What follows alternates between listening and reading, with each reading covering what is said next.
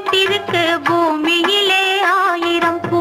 பூவிலே சிறந்த பூ என்ன பூ? ரோஜா பூ. தாமரைப்பூ இல்லம்மா. பூ பூவா பூத்திருக்கு பூமியிலே ஆயிரம் பூ. பூவிலே சிறந்த பூ என்ன பூ? அன்பு. கரெக்ட்.